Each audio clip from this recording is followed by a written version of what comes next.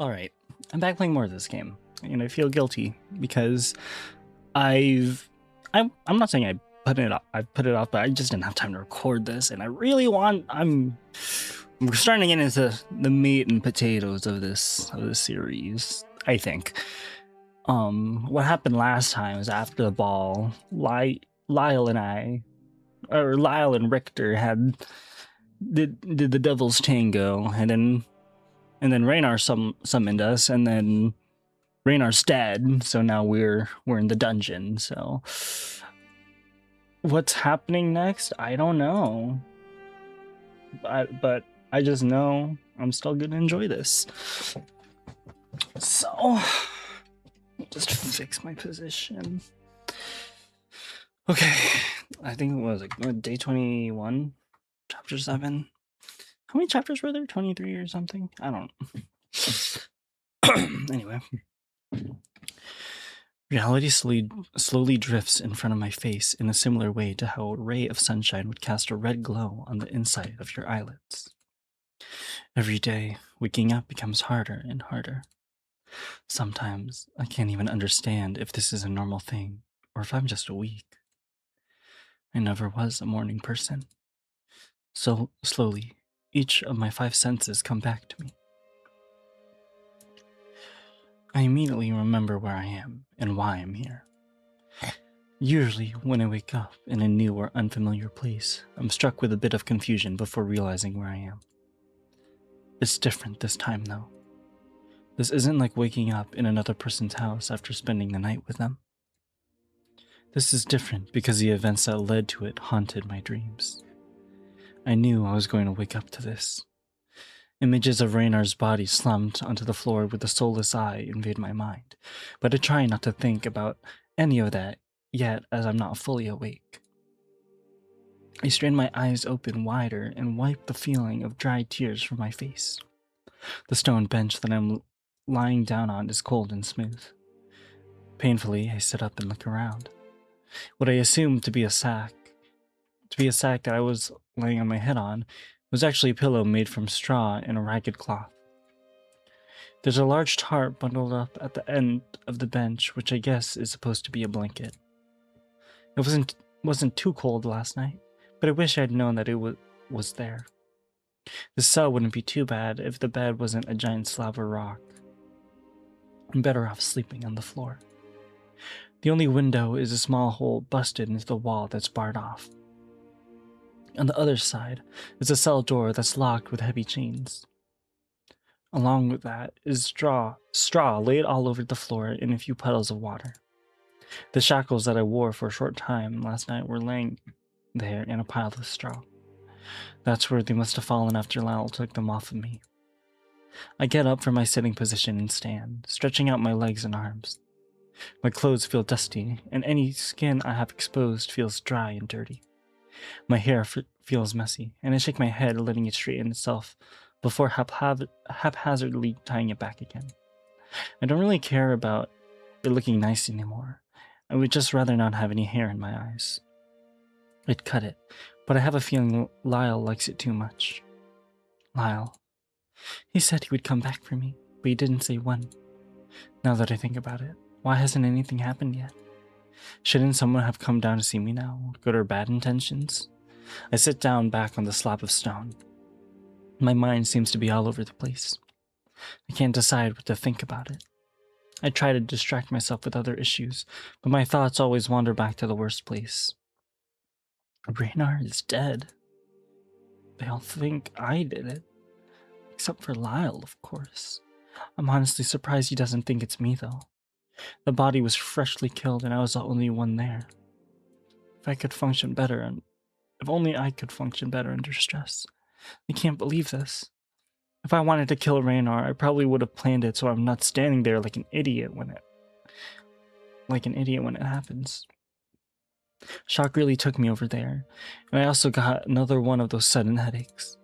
If I get out of this, I need to get those checked out. Whatever they are caused by, it can't be good. Tapping my feet on the ground in front of me, I notice a chair that's been thrown against the wall. Its pieces are scattered all over the floor and look old and rotten. Who could have killed him? Several people come to mind, but when I think about it, I don't know what any of them are capable of. Nobody reasonable really comes to mind. There is only one thing that I am certain of, though. I was framed.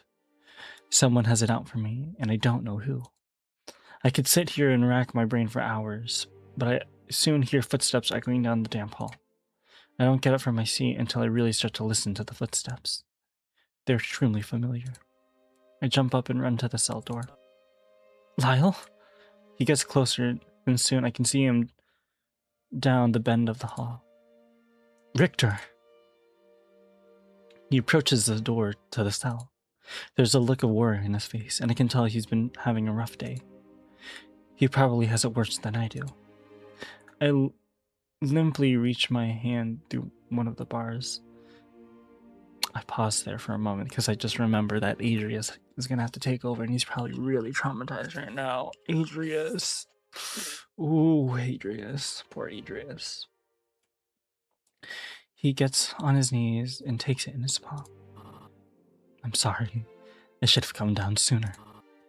I wasn't able to, though. Why not? His sad and tired eyes look up at mine, and I can see the stress. The entire kingdom is in shambles. Rumors are already beginning to spread throughout the town, and everyone thinks that you killed Raynar. It's only a matter of time before this spreads throughout the rest of the north. I figured that would happen. Has anything worse happened? No, but the worst is yet to come. Everyone is scared, confused, and furious. I and several others were up half the night with Liz trying to wrap our heads around it. Others? Yes. Anyone who was a witness and several other officials. The prince joined us halfway through. Oh, Adrius. Oh, Adrius. How's he taking it? Not well. The bell started ringing, and he locked himself in his room after finding out. He didn't even want to see the body, but to be honest, I wouldn't want to see it either if I were him. One of the guards told me that he could hear sobbings and things being thrown around the room. Oh God. He probably thinks I did it. I wouldn't blame him, but I really don't need more reasons for him to hate me right now. He joined us about an hour later. Not before kicking over your chair, of course. I can imagine that. Well, he can honestly be forgiven for losing his temper. Agreed. He has enough stability to contribute to our little debate last night, however. What has been discussed so far? He sits down in front of the cell door and leans his head back against the wall. I do the same, finding a nice pile of straw to sit down on. We mostly tried to figure out what we were going to do next. Laying our king to rest was one of the topics. That should be taken care of soon. I still can't believe he's dead. Neither can I. He wanted to be buried next to his wife. Behind the gardens. Yeah. How did you know where she's buried? I was taking a walk through the gardens after we visited the village when I happened upon the grave. Raynar was there, and we talked for a bit. You came back to my room drunk last night, so I didn't get to tell you. Yeah. He was paying his respects, and I caught him in a bit of a vulnerable moment. After that, we just talked for a bit. He went there every month. Right now, they're already making the arrangements to have him buried there. The biggest topic was what this means. Some see this as an act of war, but I doubt that. I feel there's something far more sinister at play. I feel the same way. Given the exchange of ambassadors that was proposed by the Kingdom of Aaron, Prince Adrius thinks you were sent to cause chaos and weaken Lyre. That's ridiculous. Aaron would never dream of starting conflict between the kingdoms. Why would they want to start a war with Lyre and Dries? It's not what they're thinking. A majority of people see this as an attack on Lyre from both kingdoms. What? They have reason to suspect that Dries is a part of this plot. The Kingdom of Lyre has been becoming more and more isolated over the years. Trade has been slowing down, and they have been suspicion that Aaron and Dries are trying to seize control to benefit themselves. At least, that's what I heard. I'm not a politician. This doesn't make any sense. Seize control? Improving relations between the kingdoms is a desirable outcome simply due to the fact that all the kingdoms would benefit equally. Starting a conflict, let alone a full war, would be detrimental to the entirety of Tigran. That is kind of true. Like, even if Lyre was weakened, because it's split between Dries and Aaron, how would it be split? I feel like that would cause a much bigger war if something like this were to happen. Again, I don't know. Maybe I'm reading too much or too little into this. No, I don't think that's what's happening. Neither do I. It just doesn't make any sense. Either way, even though Lord Kadaj was appointed Minister of Foreign Relations, Prince Adrius considers him a political hostage.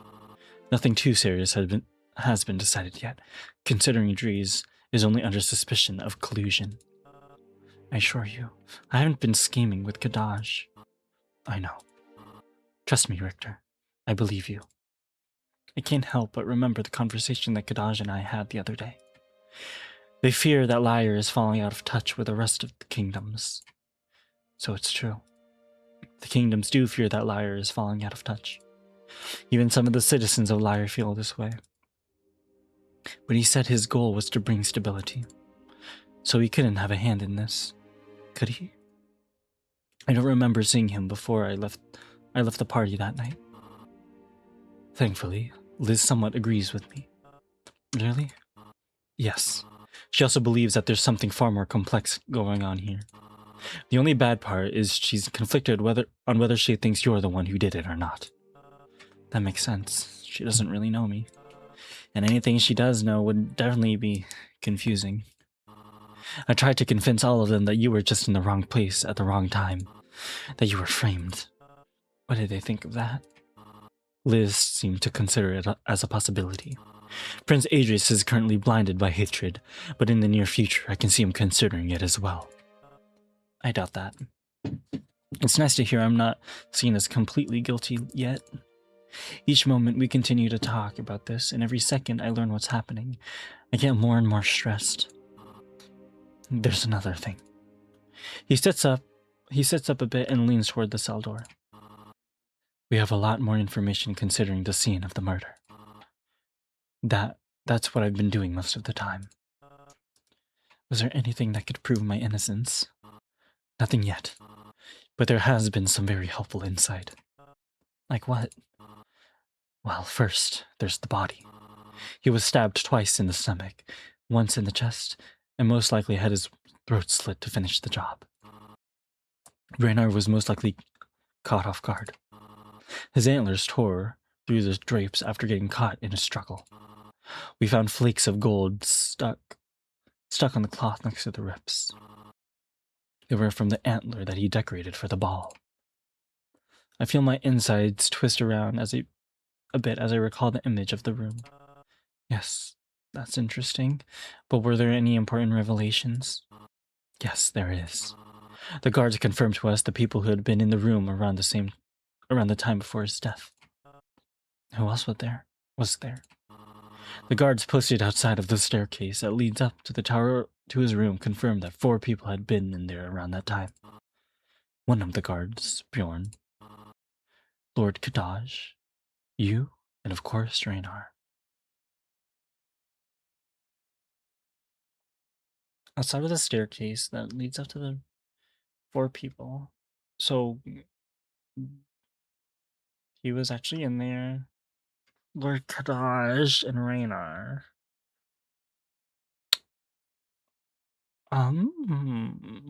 Interesting. I can't make out anything yet. Lord Kadaj, though. Around the time before his death, though, Lord Kadash? No, I don't think so. No. I think, wasn't he walking? He was walking towards, not walking towards the staircase, but like, he wasn't leaving the staircase after we arrived. He just had, no, not Kadash. With Bjorn going in and out within the hour. I knew it. What? Kadaj wasn't at the party when we left, was he? I don't remember seeing him. I think he and Raynar must have slipped out early. Maybe to take care of something similar to what you had in mind with me. I mean, yeah, but again, I don't think it's Kadaj. Like, is this game trying to put, like, a red herring on me? Like a double red herring? So Richter thinks that it's Kadaj when we think that it's not Kadaj, but in reality it's Kadaj all along. No, I'm reading too much into this. Okay, before I ruin it too much for me. That is most likely what happened. We questioned him a little last night, and he said he was handling some important business with Raynar. Official questioning that hasn't begun yet, but maybe he knows what happened. Or maybe he leans forward in interest. What? Maybe he had a hand in it? I don't know. Again, I don't want to say it's Kadaj. I don't.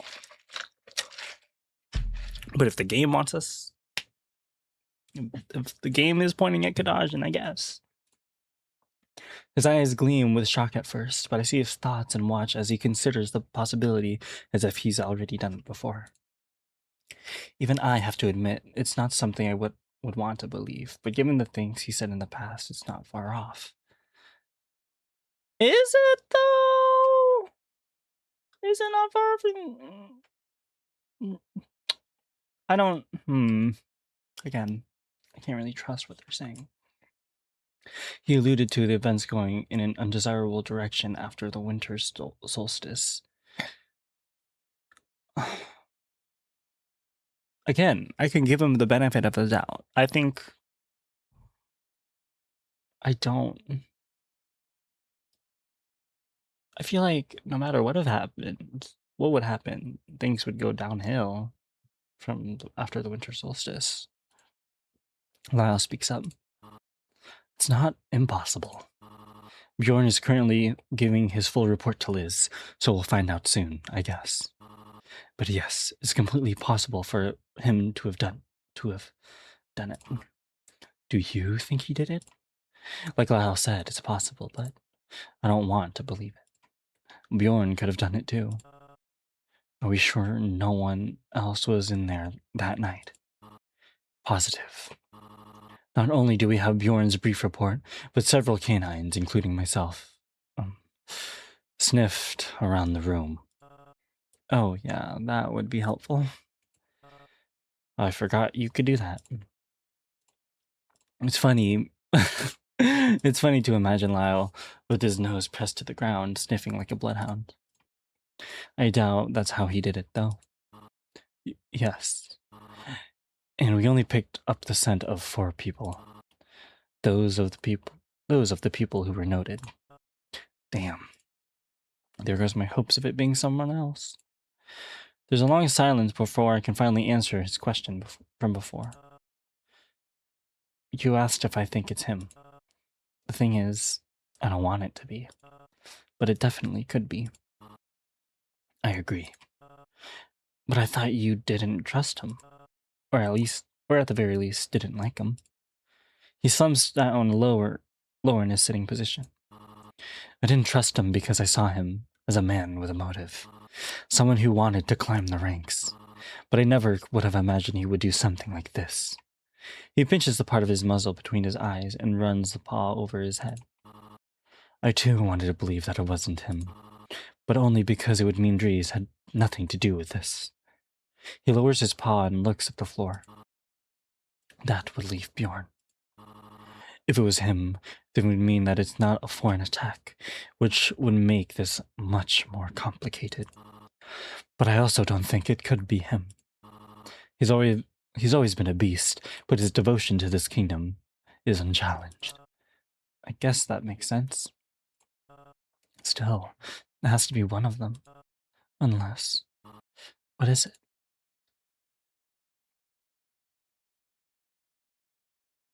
Well, shut up. No. Adrius, no. No, no, no, no, no, no. No, no, no.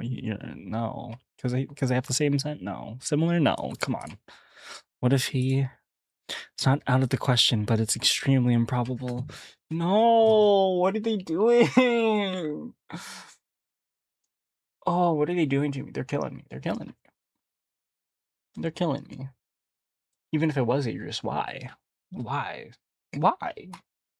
To escape nobility? Why? Especially with the evidence we have so far. What if it was patricide? What? What are you saying? You know what patricide is, right? Of course I know what patricide is. You think Adrius killed his dad? I shrug my shoulders.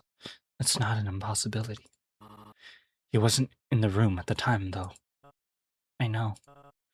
He was out in the village last night. I saw him by the fountain. Lyle thinks for a moment. That explains why the exit to the tunnel was unlocked. But still, you said it yourself. He wasn't even there. You don't have to be in the same room as someone to have them killed. Even so, we don't know if he was out there the whole night. What motive would he have? He says this in a hushed whisper, annoyance in his voice. Not everyone needs a motive, but his is easy to figure out. Excuse me, Richter. He cuts himself off and thinks for a moment. Don't you think you're being a little biased? Yeah, come on, Richter. What is... Richter's attitude towards Adrius has been iffy throughout this entire thing, so he's being a little too hard on Adrius. No, I mean, we have to consider all possibilities. He looks down at the ground and wrinkles his snout. I understand what you're saying, and I know that you don't like him, and I know that you also don't like him. I know he doesn't like you too. Even I'm not particularly fond of him. Lately, they may have been a bit distant or short with each other due to stress, but you've only been here a month. You haven't seen their full relationship. He loved his father, and his father loved him. He bites his lip a bit, but continues. Last night, he was enraged. He was going through so many emotions, and they all felt genuine. And you know how I'm a good judge on these things. I know, I just thought I would throw it out there. I just had this feeling that it might be true.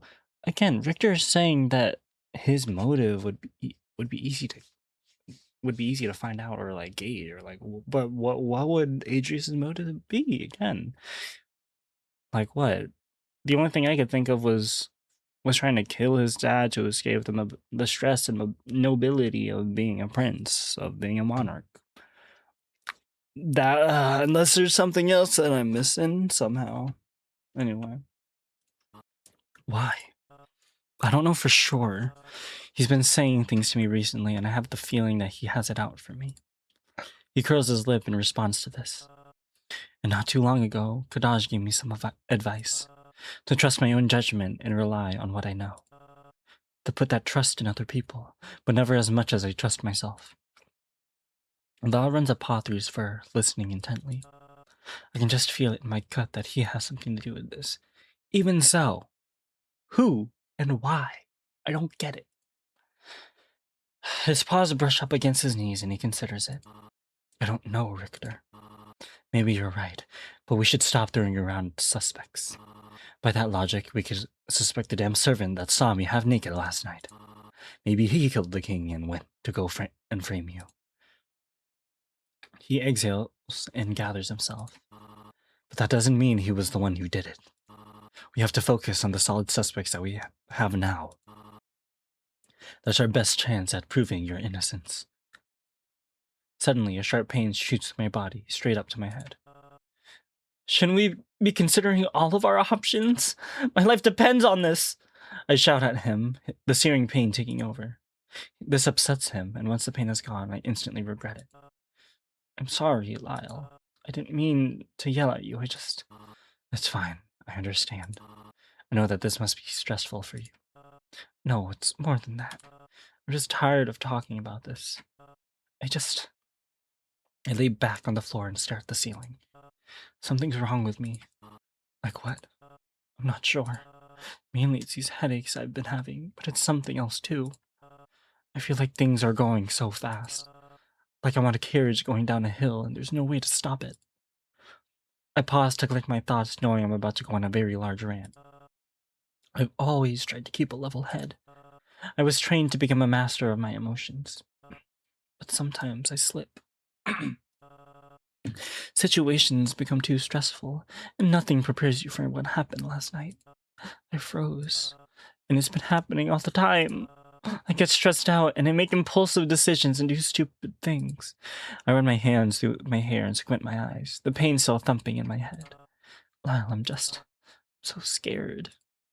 He shuffles on the ground a bit, then leans forward, a solemn look on his face. I know how you feel, Richter. Believe me, I do.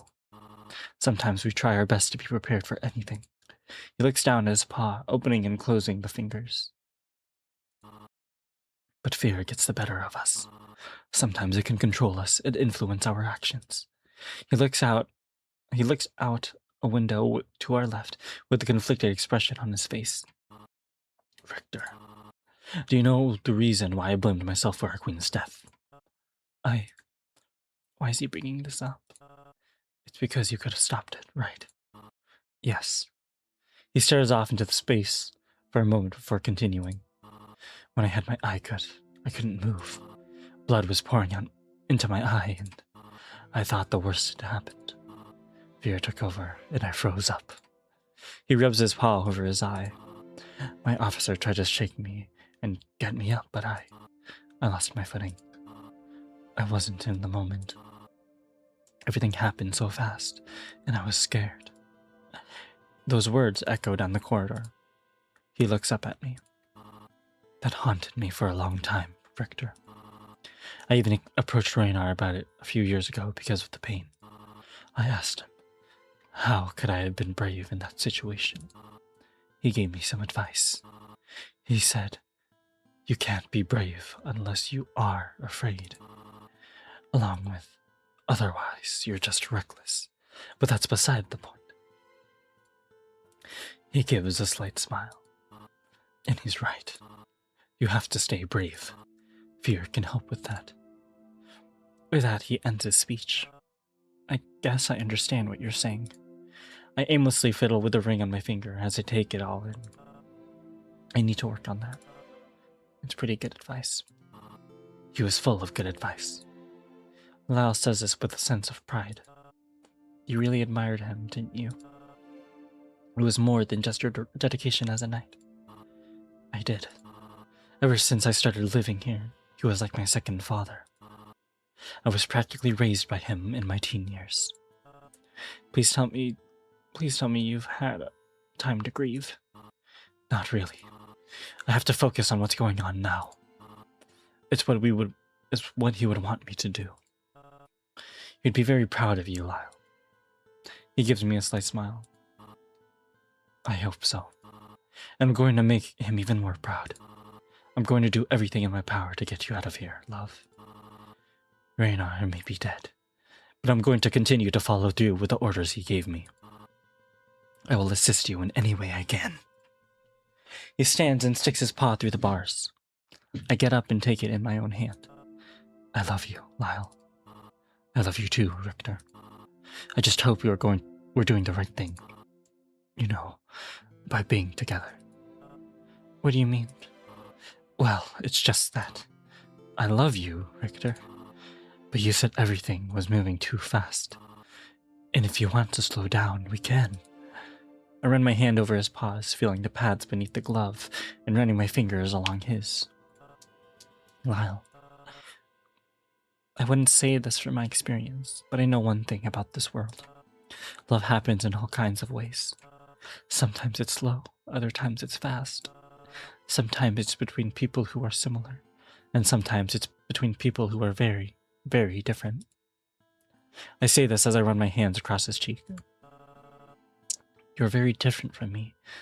It's happening very fast, and it happened at a very chaotic time in our lives, but this is the only fast thing in my life that I'm enjoying.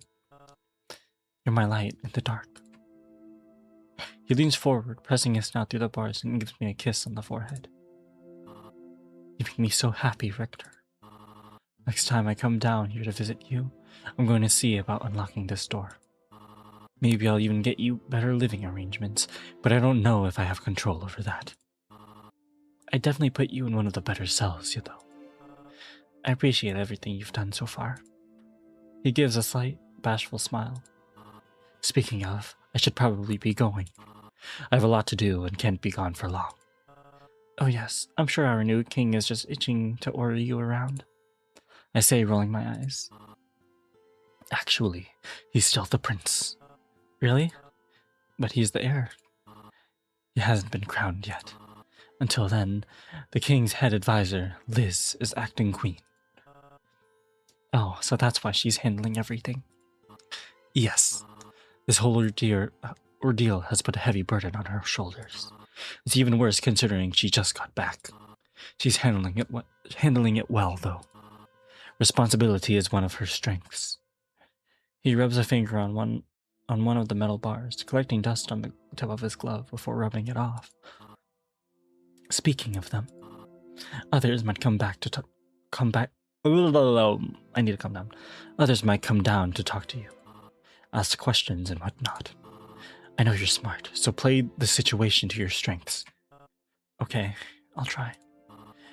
I won't ever let anyone hurt you. He takes my hand in his large paws and leans closer to the bars, looking into my eyes. Not even the prince. Not even the prince. I'll tell him, listen, you little wretch, he's mine. There's a moment of blissful silence, and we just enjoy each other's presence before he has to leave. His forehead is pressed to mine, and I feel warmth. It's like whether he's around, nothing else matters. He pulls away, still holding my hand. I'll be back, love.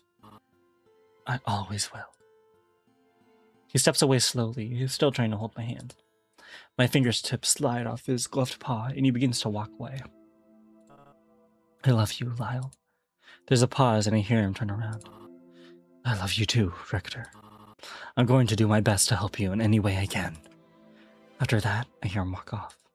The sound of his padded feet walking down the hall fades away, and each step getting quieter. I feel more cold. More and more cold. I can hear him pass a guard on the way out of the corridor, but I can't make out what he says. The air and the weather begin to take over as I begin to feel weak. Again, I think seeing one of Lyle's weaknesses, or weakness in this story, is being too trusting of Richter. And I'm appreciative that he loves his, I don't even know what kind of relationship. Boyfriends? Are they dating? Or are they just blissfully fucking? I don't know. I'm glad he trusts Richter. But I feel like realistically he shouldn't. As a captain. You know? Anyway. The sun is already beginning to set and the temperature is dropping fast. I begin to walk over to the bench and lay down in it, using the blanket as a sort of cushion. Small pains work their way throughout my body and up to my head, keeping me from worrying about how chilly it is down here. I probably would have asked Lyle if he could get someone to send a leaf down here. He probably doesn't want to see me right now, but I'm definitely in need of some medicine. Something to ease the pain. At least until I can figure out what's going on. I just realized that there's something written on it says justice on the slab. Makes me curious. I just hope that it's not anything lethal or anything with lasting effects. When did this even start? Only a few weeks ago, I think. To think that only a little over a month ago I was back in Erin. My room was so comfortable, and I had my own tower in the castle, which overlooked the entire capital and the ocean beyond. I would watch the sunset over the horizon every evening while drinking the finest wine. The sun's golden light would bounce off the tops of the roofs and cast a yellow glow to the misty air above. It was a pampered life, much better than that of my childhood, but I wasn't very happy. I rest my head on the pillow and close my eyes, starting to think of something other than my situation or the pain my body feels. Back then, every day was the same. I would work for hours every day, and then what? Sometimes I would just sit in my room, reading a book. Other times, I would visit the local brothel and try to have a night full of pleasure. Those nights were only full of temporary joy, though. Those men only took pleasure in my company because they were paid too. At the end of the night, I was left feeling empty. It was only a little over a year ago, and I was naive. I still am. In spite of what's happened, I can't help but think being sent here was the best thing to happen to me. For the past month, life has felt like it was worth living. On the road here, I'd reminisced on the stories I read and songs I heard back in the lands beyond. I heard of the lands beyond Erin. It made things seem exciting and simple. The songs lie, though. They tend to always do that. There's one thing that I can be correct in my judgment on, however. I met a gallant light who loves me for who I am. Someone who doesn't want anything from me. All he wants is me, and I love him. But I can't fully rely on him to solve this predicament I'm in, as much as I wish I could. I'll need to be able to find my own way out of the situation when the time comes. I need to play the smart. I lay there for what feels like a few more minutes with my mind jumping between thoughts. The pain in my head isn't going away either, as the time passes faster and faster. In fact, it's getting worse. Having my eyes closed at this point just hurts, so I open them. The sun has set over the mountains, its rays shining into the sky above are just barely visible. The moon is already high among the stars, and I watch as small flurries of snow drift into the window. Moonlight refracts through the snow, making each piece sparkle and glitter like stars. They land in a puddle on the ground and melt into the rest of the muddy water. For some reason, this visual fills me with a sense of sadness. I considered covering up the barred window with a blanket to allow for better sleep tonight, but I don't have anything to hang it up with. I don't even have the desire to sleep anyway. The last thing I need is to slowly lose my sanity in the cell after having more nightmares. Whoa. Whoa. Ah! Damn. Another sharp pain surges through my body like lightning, causing me to sit up. A distorted, violent image flashes across my vision. My heart is racing, and despite the cold, I can feel myself sweating. Whoa! Whoa! There it is again. Standing up after another bolt of pain causes me to panic. Something must be terribly wrong. I have to call for help. There should be a guard at the end of the... Am I finally getting through? Is this Raynar? Raynar? Is Raynar speaking to us? Beyond the grave? Beyond the dead? Am I finally getting through? What's happening? Good heaven above, that took years. Wait, years? Who is this? I stop in my tracks and my eyes widen. At first, I think that someone's outside of my cell talking to me, but... Hello? Nobody's there. The voice sounded as if it was echoing in my head. My body finishes tensing up, and I feel a chill run down my spine. Am I dreaming? No, this isn't a dream. There's just something about it that feels different. It feels strange. Whoa! God damn! Another horrible shock of pain slithers throughout my nerves, this time causing me to collapse on the bench, similar to last night. My vision is slowly fading, but so does everything else. The sound of wind, the smell of the musty cell. All of my senses have been shut down. Am I dying? Am I dead? No. I'm entirely sure that if I was dead, either something or nothing would have happened by now. Right now, I'm just floating.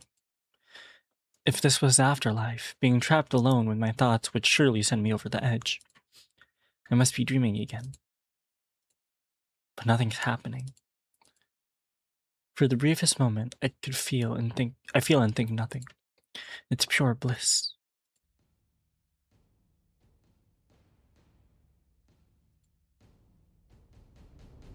Whoa! Okay. Ow. Suddenly, my vision is flooded with bright colors. A vortex spirals ahead of me, spinning rapidly and constantly changing. There are colors that I've never even seen before, which blows my face and causes my clothes and hair to flow behind me in a chaotic fashion. What the hell is going on? Usually my dreams aren't this crazy. I look down at the ground and realize there isn't any, which causes me to fall to my knees in shock. Whatever I'm standing on seems like a thin sheet of glass, but it's too perfect to be anything like that. It's as smooth as silk and seems to run like water. Its shimmering mist flies out from behind me where my legs touch the ground. It's not unlike how a ship leaves a wake as it cuts through water. My hands press into the glass firmly and it feels cold.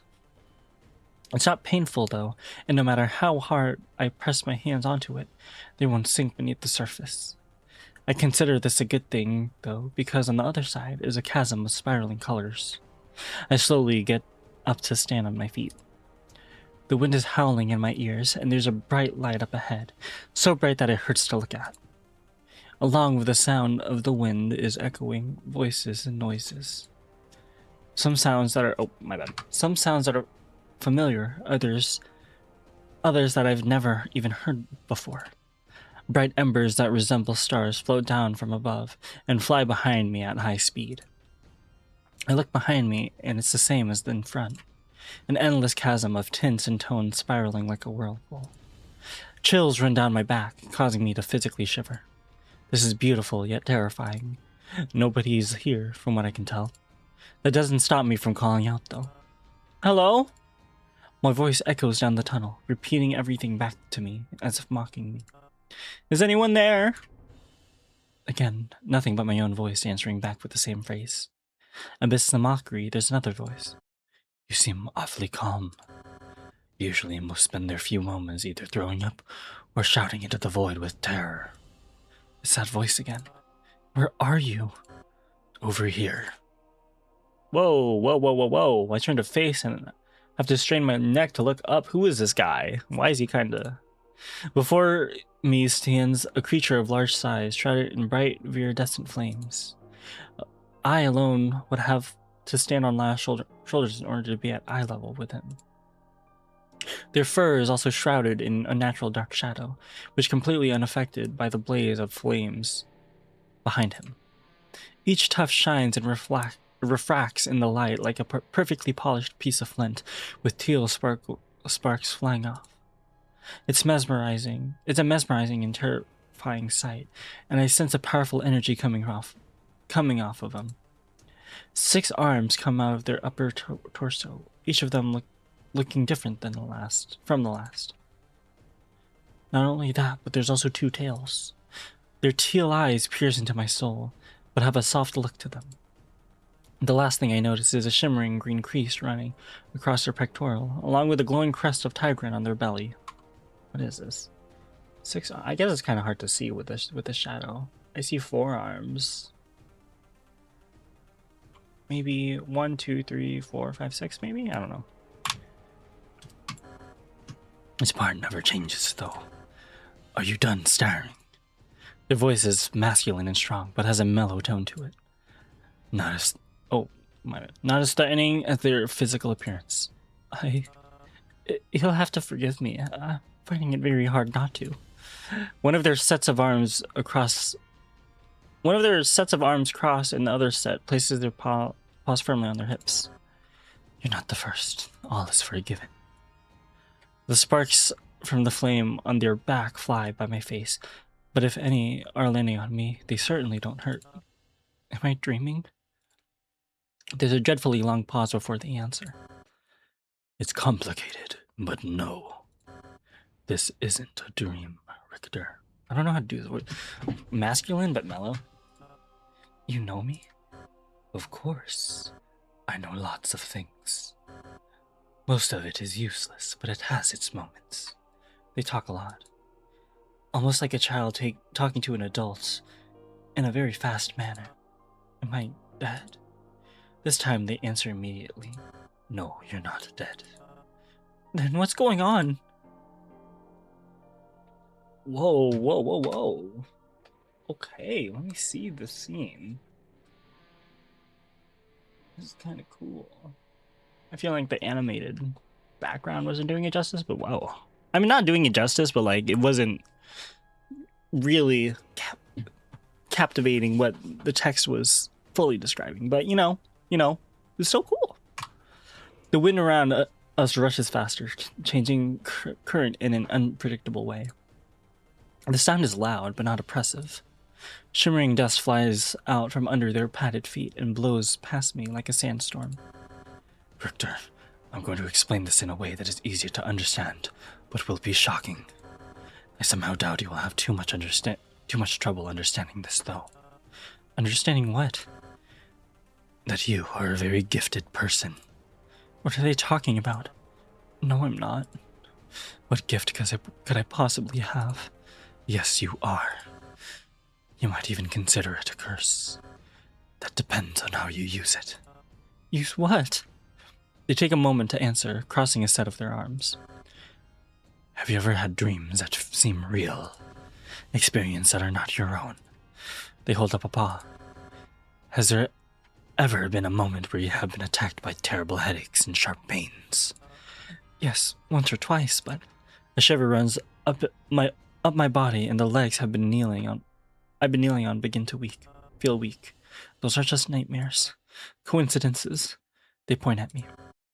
Is that truly what you believe? Or is that just what you want to believe? This question sits in my ears and blocks out the noise of everything else around me. They're right. These aren't just coincidences, and deep down, I've always known that. What's going on? You have an ability. You may not consider yourself a special person, but you have a very special ability, and I'm here to guide you through controlling it. You're going to tell me what this is? Since your birth, you've had the ability to see beyond the present. Those dreams you had were visions, Richter. Visions of the past, from others' perspective. What? That's not possible. How could that even work? I think back to the horrible nightmare I had about Raynar. Was that... You've had this ability your entire life, but over time, it has weakened. The potential for this power becomes weaker with each person who inherits it. The span of time that a mortal has been able to inherit it has increased to just above 100 years. Most of your race had likely forgotten about these individuals. You're only just now having clear visions, but you're not able to control them. That's why I'm here. My head feels light, and the feeling in my feet is completely gone. Who are you? You don't know who I am yet. This was expected. To your people, I am known and named for many things. The Creator, the Supreme Being, and even been referred to as a demon on more than one occasion. But I am simply the one who built upon the foundation of this world. I'm the one who guides everything, yet has no control. Tigran. A short pause follows after my outburst before they respond. What? The wind begins to slow down, becoming a light breeze, and the colors around us slow down, like a wheel on a cart. You're Tigran, aren't you? The god that created our world. The one who our continent is named after. The wake of dust flying out beneath us is now a gentle cloud of sand. It's relieving to not have the sound of wind in my ear anymore, but now this area feels empty. Yes, I am Tigran. I am the god of your world, but here I am just a guide. You had almost as much power here as I do. And this form you've taken, it's a trick. Whoa! A trick of the light. Gosh darn. Okay. That's I did not expect him for him to look at him like that. I expected him to keep his shadowy figure, but anyway. Before me now stands a tiger, vibrant and strong with glowing green eyes. They're not just a tiger, though. Their form is made of 3 different animals from what I can tell. The second animal is some sort of reptile. It looks like a snake from the tail, but I could be wrong. The last animal is a bird. Large winged hands that are as yellow as honey sprout from beneath their other sets of arms. They're completely naked, but have no reproductive organs. How did you know I was your god? Most don't figure it out that fast, especially not the non-religious ones. I haven't been to a place of worship in years, but I remember your form being that of a chimera. I also recognize the symbol on your torso. I say this slightly pointing at the triangle on their belly. Interesting. And I thought you weren't able to keep a level head in dire situations. They chuckle to themselves, each belt booming throughout the cavern. It just came to me, I suppose. Now, if it's okay, I'd like to take up more of your time by asking some more questions. Time doesn't pass here.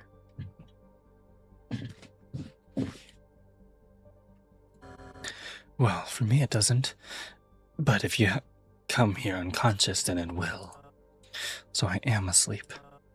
Is this the heavens afterlife? They shake their head. No. The afterlife is a completely different ordeal. Something I won't explain to you. But it would end up being a burden. They raise up a hand. This is your mind's eye. The place where you can transcend time and body. They gesture around with their arms. It's your sanctuary. My sanctuary. Why is it so calm now? It is yours.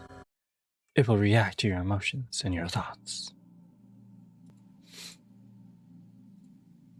I study the way the walls of this tunnel move slowly. Almost as if they're barely moving at all. I've never seen it get so calm this fast. I walk up to one of the curved walls of the chasm and run my fingers across the side. They cut into the wall, and on the other side is more layers of light. Dust flies off my hand, similar to the floor. I've had a lot to stress about lately. I'm all out of room in my mind to fret about this. Especially since I don't know what this means for me yet. They put on a quizzical expression. What this means for you. I know you're doing your best to explain this, but it's a lot to take in. Along with that, my mind tends to wander a lot. That's okay. This isn't something that you could comprehend in a day. Not only that, I'm a bit restricted. Restricted?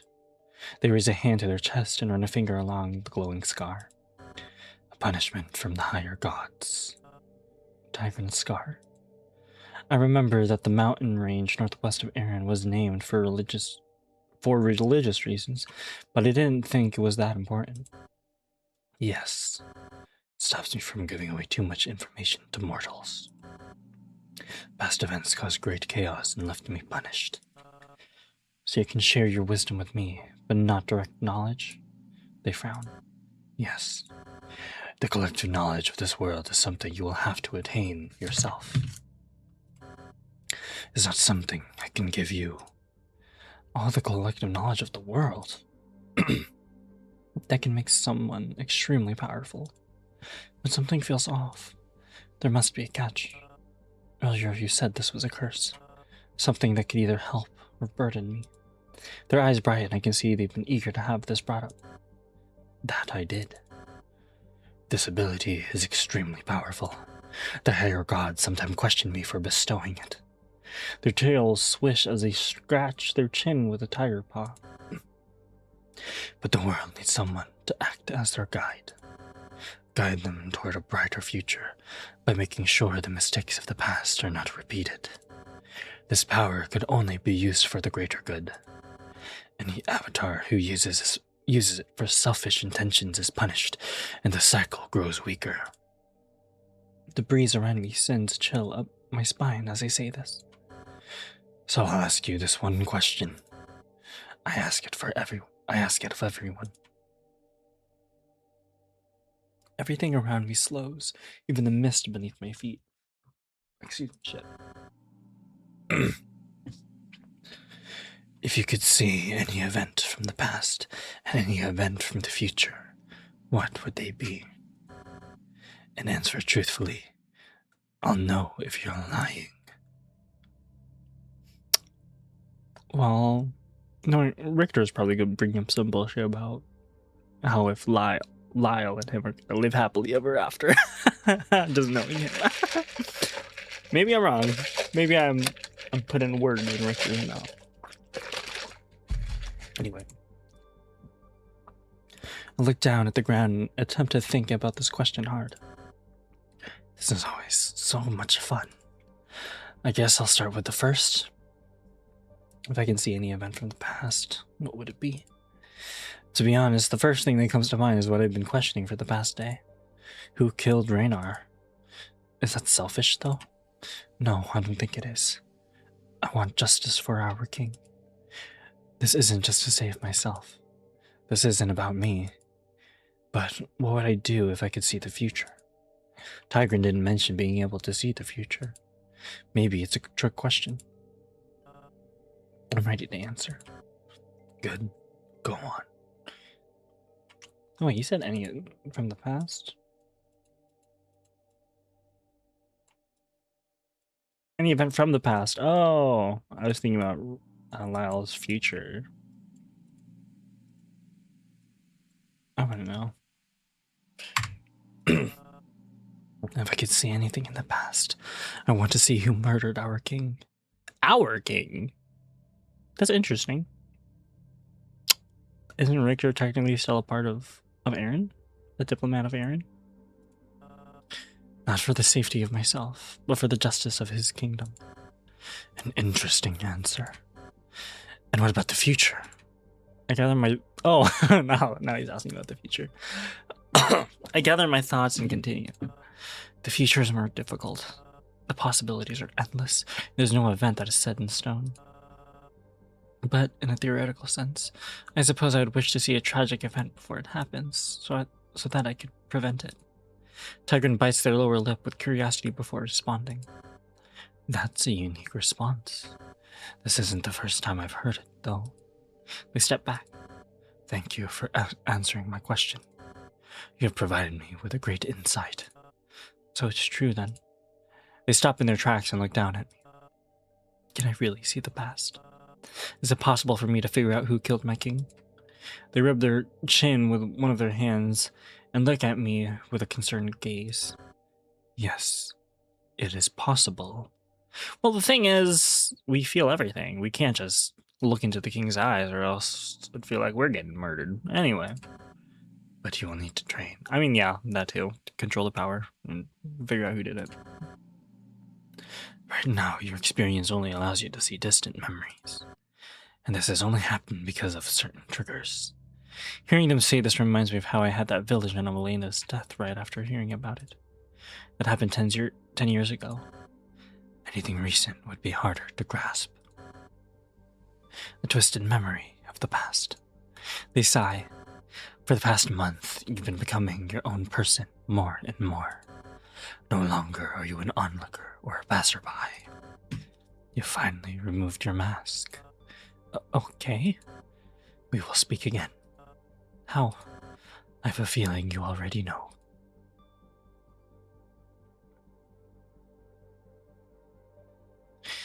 And with that, their figure slowly fades away, the light behind them refracting through their body like glass. At first I'm lost, not knowing what to do next, but then I feel an empty pain in my stomach. I can feel my eyes physically gleam with light as everything around me closes. I hear one last thing before I am enveloped in comforting darkness. Your eyes can see, beyond the horizon, beyond the skyline. Use this. I'm back in the cell. My head is leaning up against the wall, and my body is sprawled out of the stone bench. My body feels completely exhausted, but not in a sleepy way. Was I dreaming? I lift myself slightly and look out the window. The sun's rays are still being cast over the mountain like a golden crown. Time didn't pass. If I only slept a wink, the light from the sun shouldn't be visible at all. So it was real. Either that or I'm crazy.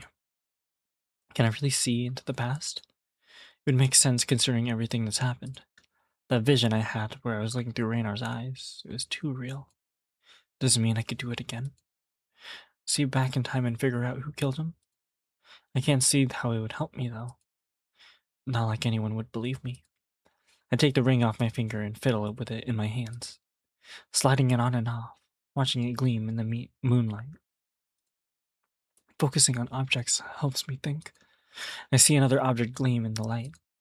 It's a shimmering object stuck in one of the piles of straw, like it's being hidden.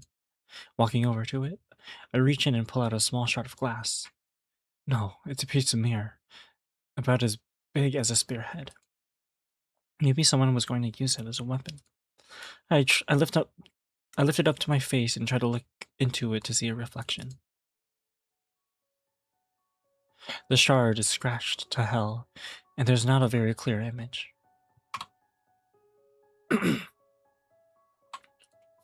My face is slightly warped in the reflection, but I can make out everything. My hair is a bit disheveled, and I look like I haven't slept in 2 days. Something does strike me as odd. I swear my eyes were green. Oh. Now that I get a closer look, they're blue. An extremely bright and vibrant blue, almost like diamonds. They were green before, but I swear they were. Suddenly, I think back to what Tigran said a few minutes ago. You finally removed your mask. Maybe there's a correlation to my eyes changing color in those visions. A side effect of some sort. I placed the mirror shard deeper into the straw pile I got it from, making sure nobody would be able to see it. I still got the ring in my hand and walked back over to the bench. My bad. Excuse me, fuck. Walking over to the bench, sitting down on it with my back to the window. I feel stuck. Like everything that's happened so far has led me here, and now I can't do anything. My only hope is to try and see the past. I've done it before. I know I have. This isn't a trick, and I need to start believing it. Even if nobody believes me. I try to figure out evidence. I can try to figure out evidence. Proof that can be used against the killer. Even so, I can have some solace in knowing who the killer is before I am executed. A tremble shoots up my body as I think about being walked to the chopping block. That won't happen. I'll find a way, and I'll have Lyle to help me along the way. Live by one's wits. Who was that? At first it sounds like Tigran speaking to me, but they don't sound like that. The voice is muffled and twisted, as if someone were to grab the words and wring them out like a rag, and yet they feel familiar, like I've heard them before. Live by one's wits. Advice, maybe? Another past memory sent to torture my mind with riddles is more likely. Almost makes me wish I didn't have this skill. I shake my head slightly and focus on the ring again. I need to play this smart. I can't go around acting like a fool anymore. This is the forest, and I'm the fox being burned out of its den. My only hope is to find another way out to tunnel out.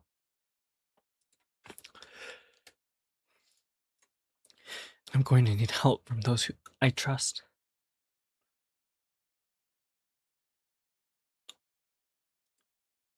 Okay. I can't believe I paused my recording just for it to be the end. Anyway.